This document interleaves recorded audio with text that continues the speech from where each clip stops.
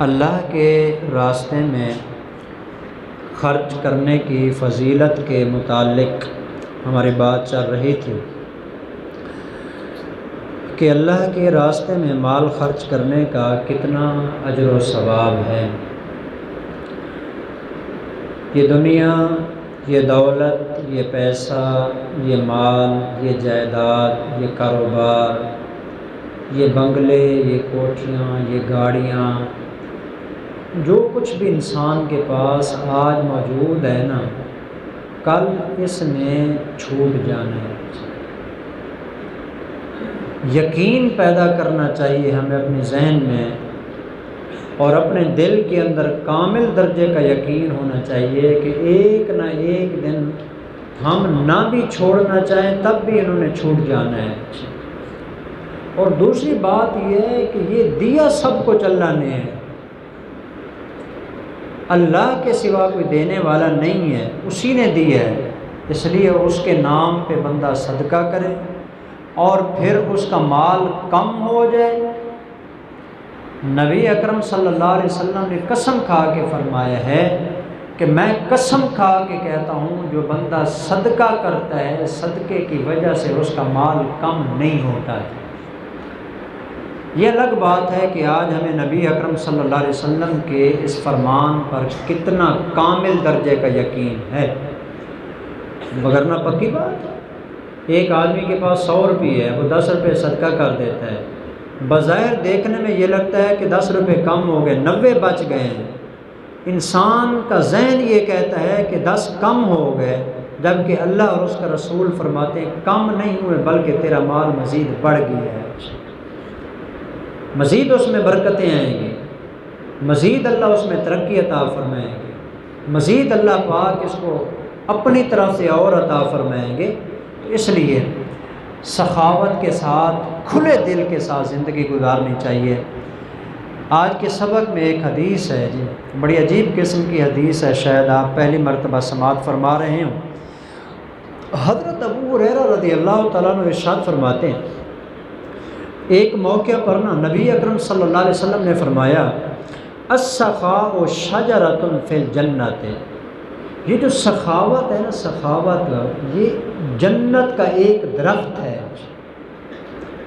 سخاوت جو ہے یہ جنت کا ایک درخت ہے، یعنی جنت کے ایک درخت کی طرح ہے۔ فمن کان سخیا، جو بندہ سخی ہوتا ہے نا، آخذ بغصن منہا، وہ جنت کے اس درخت کی کوئی ایک ٹہنی پکڑ لے گا۔ ٹہنی کو یوں ہاتھ لگائے گا نا، ہو سکتا ہے اس کا مطلب یہ ہو کہ دنیا کے اندر وہ سخاوت کرتا ہے جی، تو جو جنت کا درخت ہے سخاوت والا، اس آدمی نے دنیا میں رہتے ہوئے اس کی ٹہنی پکڑ لی، یعنی سخاوت کرنی شروع کر دی۔ یا ایک مطلب یہ بھی ہو سکتا ہے قیامت والے دن یہ بندہ جنت کے اندر اس درخت کا ایک حصہ چھوٹا سا جو ہوگا ٹہنی کی شکل میں، اس کو ہاتھ لگائے گا نا، حضور علیہ السلام نے فرمایا کہ وہ جنت کا جو درخت ہے اس کے ہاتھ کو پکڑ لے گا۔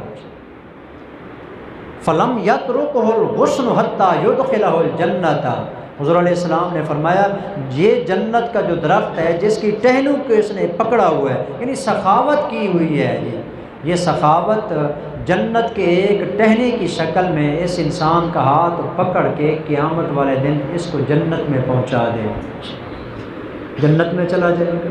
اور اس کے مقابلے میں جو بخیل آدمی ہوتا ہے، لالچی، ایک بخیل ہوتا ہے، ایک شحیح ہوتا ہے، دو لفظ ہیں عربی زبان میں۔ بخیل اس آدمی کو کہا جاتا ہے کہ جس کے پاس جتنا مال ہے نا، وہ کہتا ہے کہ یہ مال میرے پاس رہے، خرچ نہ ہو۔ اور ایک شحیح ہوتا ہے، شحیح لالچی کو کہا جاتا ہے جی، یہ وہ بندہ ہوتا ہے جتنا ہے نا اس پر اکتفا نہیں کرتا، کہتا ہے کہ اور زیادہ میرے پاس آنا چاہیے، یہ کافی نہیں ہے، اور آ جائے، اور آ جائے جی۔ حضور علیہ السلام نے فرمایا کہ اب اس کا نتیجہ کیا ہوگا؟ فرمایا کہ وَالشُّحُّ شَجَرَةٌ فِي النَّارِ، اور یہ جو بخل ہے نا اور لالچ ہے یہ جہنم کا ایک درخت ہے۔ لالچ اور بخل جہنم کی آگ کا ایک درخت ہے جی۔ فمن کان شحیحن، جو آدمی لالچی اور بخیل ہوتا ہے، آخذ بغصن منہا، وہ جہنم کے اس ایک درخت کی ٹہنی کو پکڑ لیتا ہے جی۔ مراد یہی ہے کہ وہ بخل کرنا شروع کر دیتا ہے، لالچ کرنا شروع کر دیتا ہے، اسی لالچ میں زندگی گزارتے گزارتے کہ یہ خرچ نہ ہو، یہ میرے پاس رہے، اور آ جائے اور آ جائے، اور کرتے کرتے حضور علیہ الصلوۃ والسلام نے فرمایا فلم یترکہ الغصن حتی یدخلہ النار، یہ جہنم کے درخت کی ٹہنی اس کے ہاتھ پکڑ لے گی اور پکڑ کے اس کو جہنم کی آگ میں ڈال دے گی، یہ اس کا نتیجہ ہوگا جی۔ تو مطلب یہ ہے کہ یہ بخل کرتا کرتا کرتا مر گیا نا، اس بخل کی وجہ سے جہنم کے اندر جائے گا۔ تو جنت اور جہنم کا جو دار و مدار ہے وہ سخاوت اور بخل کے اوپر ہے۔ یہ آج ہم اپنی زندگی کے اندر دیکھ لیں جی، بندہ آج بڑے دعوے کرتا ہے، یہ میرا ہے، یہ میرا ہے، میرا اتنا کاروبار، میری اتنی دکانیں، میرے اتنے پلاٹ، میری اتنی گاڑیاں، میرے اتنے مکانات ہیں، میرے اتنے بڑے پلازے ہیں، اتنی فیکٹریاں، اتنی ملوں کا میں مالک ہوں، اتنے جہاز، ہیلی کاپٹر میرے پاس، گاڑیاں، سونا چاندی، درہم دینار ریال، پیسے روپے ڈالر، پتہ نہیں کتنی چیزیں گنوا لیتا ہے جی۔ صرف ایک سانس بند ہونے کی دیر سب رہ جائے گا، تنے تنہا 3 کپڑے پہن کے قبر کے اندر دفن ہو جائے گا۔ کیا حقیقت ہے اس کی؟ کیا ساتھ لے کے جائے گا؟ اللہ اکبر۔ یہ کل ہی کا واقعہ ہے، یہاں ہمارے شہری کے اندر پیش آیا۔ ایک بزرگ آدمی ہے، یہاں پاس قریب کہیں رہتے ہیں، اکیلے تھے، ایک بیوی تھی فوت ہو گئی، آگے کوئی اولاد وغیرہ نہیں تھی، مکان تھا جس میں وہ رہتے تھے، تو انہوں نے وہ مکان مدرسے کے لیے وقف کر دیا۔ ہمارا مدرسہ ہے نا، اس کے لیے وقف کر دیا کہ اس میں آپ بچے پڑھائیں گے۔ تو وہاں ایک کلاس شروع کر دی گئی اور بچے وہاں جو ہے نا پڑھتے تھے قرآن مجید جی۔ ایک کمرے میں وہ رہتے تھے، دوسرے کمرے کے اندر جو ہے نا وہاں بچے جا کے پڑھتے تھے۔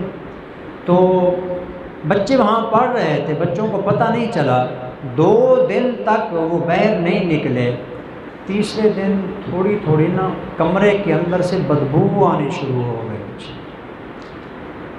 تو تب جا کے جس وقت انہوں نے دروازہ کھول کے اندر دیکھا، تقریباً 2 یا 3 دن ہو چکے تھے وہ فوت ہو چکے ہیں اکیلے، اور اس کی وجہ سے ان کو پتہ چلا، بدبو وغیرہ کی وجہ سے۔ ظاہر بات ہے لاش جب یوں زمین پہ پڑی رہتی ہے نا 2-3 دن کے اندر زبردست قسم کی بدبو پھیل جاتی ہے۔ ہمارے جسم کی اتنی کیفیت ہے، آج یہ جو ہم کاٹن لگا کے رکھتے ہیں نا، خوشبو لگا کے رکھتے ہیں، ساتھ مٹی نہیں لگنے دیتے، اس نے یہ سانس بند ہو جائے نا، اس سانس بند ہونے کے 24 گھنٹے بعد کوئی بندہ اس کے قریب نہیں جا سکتا ہے، یہ حالت ہوتی ہے۔ آج اس جسم کے اوپر ہمیں ناز ہوتا ہے، ان ہاتھوں پہ ناز ہوتا ہے کہ یہ بڑے کماؤ ہاتھ ہیں، پاؤں کے اوپر ناز ہوتا ہے کہ اس کے اوپر چل کے میں یہ کام کرتا ہوں۔ یہ تو چلو انہوں نے اپنا گھر جو ہے نا اللہ کے نام پر وقف کر دیا، مدرسے کے لیے دے دیا، بچے پہلے بھی پڑھ رہے تھے، اب بھی وہاں مستقل شروع ہو جائیں گے اور ان کو ثواب ملتا رہے گا۔ لیکن میں نے آپ کو بتانا یہ تھا کہ جو کچھ بھی ان کا تھا نا سب چھوڑ کے تنے تنہا قبر میں چلے گئے۔ ہم نے جانا، سب نے جانا ہے، کسی انسان نے ساتھ کچھ بھی نہیں لے کے جانا سوائے چند گز کفن کے کپڑے کے، وہ بھی پتہ نہیں نصیب ہوتا ہے کہ نہیں ہوتا ہے۔ آج یہ جو میں کی رٹ لگا رکھی ہے نا، یہ میرا مکان ہے، تختی اس کے اوپر لگائی ہوئی ہے، کب تک یہ تختی چلے گی؟ کتنی تختیاں بدلی ہیں یہاں کالونی میں، کتنی تختیاں بدلی ہیں، کبھی کس کی لگتی ہے، کبھی کس کی لگتی ہے، کبھی کہاں کبھی کہاں۔ یہ دولت ٹھہرتی کہاں ہے کسی کے ہاتھ کے اندر، یہ مکان ٹھہرتے کہاں ہیں کسی کے ہاتھ کے اندر۔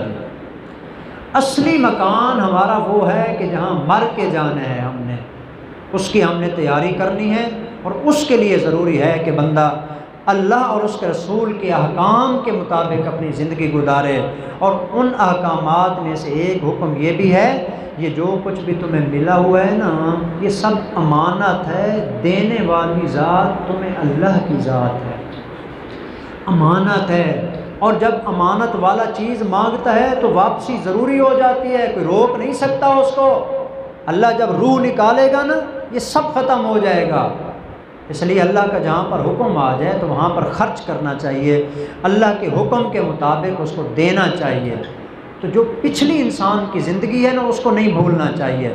جس وقت ہم ماں کے پیٹ سے پیدا ہوئے کتنی دولت کے مالک تھے، جسم کے اوپر کوئی کاٹن پہنا ہوا تھا، بغیر ختنے کے بندہ پیدا ہوا ہے، جسم خالی لے کے آیا ہے، اس کے اوپر کپڑا بھی نہیں تھا۔ اور جب واپسی ہوتی ہے قیامت والے دن، جب بندہ کھڑا ہوگا، نبی اکرم صلی اللہ علیہ وسلم نے فرمایا بغیر کپڑوں کے بے لباس ہو کہ قیامت والے دن بندہ کھڑا ہوگا۔ آیا تھا بے لباس تھا، قیامت والے دن حاضری ہوئی ہے بے لباس کے ساتھ ہوئی ہے، کچھ بھی نہیں ہے جسم کے اوپر۔ آنے اور جانے کے درمیان یہ مختصر وقفہ ہے، میرے بھائیو اس کے اوپر سوچنے کی ضرورت ہے۔ اس لیے میں آپ کو دعوت فکر دے رہا ہوں، کئی دنوں سے یہ مضمون چل رہا ہے جی، یہ تقریباً چند ایک دو حدیثیں بچ گئی ہیں، اس لیے ذرا تفصیلی طور پر میں آپ کو بتا رہا ہوں۔ یہ سب اللہ کا دیا ہوا ہے، یہ مال، یہ دولت، یہ دنیا، جو کچھ بھی ہمارے پاس ہے نا، ہمارا نہیں ہے۔ اگر کوئی کہتا ہے کہ یہ میرا ہے نا، وہ نادان آدمی ہے، بیوقوف آدمی ہے، اس کو پتہ نہیں ہے۔ اپنے ذاتی مکان کے اندر بندے کی موت آ جاتی ہے، اپنے سکے بیٹے اٹھا کے اپنے باپ کو قبر کی مٹی میں دفن کر دیتے ہیں۔ بابا تو نے مکان بنایا، تیری مہربانی، اب آپ کا زمانہ ختم ہوا، اب رہنے کی باری ہماری ہے، آپ جہیں۔ گیا بندہ۔ اس لیے ہمیں سوچنا چاہیے، غور کرنا چاہیے، اپنی پچھلی زندگی کو نہیں بھولنا چاہیے۔ بندہ آیا تو خالی ہاتھ تھا، اور جب ذرا بڑا ہوا جی، تھوڑا تھوڑا کمانا شروع کیا جی، پہلے کم پھر زیادہ، اللہ تعالیٰ دیتے دیتے دیتے عروج عطا کر دیتا ہے، بندہ اوپر جا کے پھر اپنی پچھلی زندگی کو بھول جائے کہ میں ایسے ہی پیدا ہوا تھا۔ ایسے نہیں ہونا چاہیے، سوچ اور فکر رکھنی چاہیے انسان کو۔ اللہ جل شانہ سے دعا ہے کہ ہم سب کو اللہ سبحانہ و تعالیٰ اس پہ عمل کرنے کی توفیق عطا فرمائے۔ وما علینا الا البلاغ المبین۔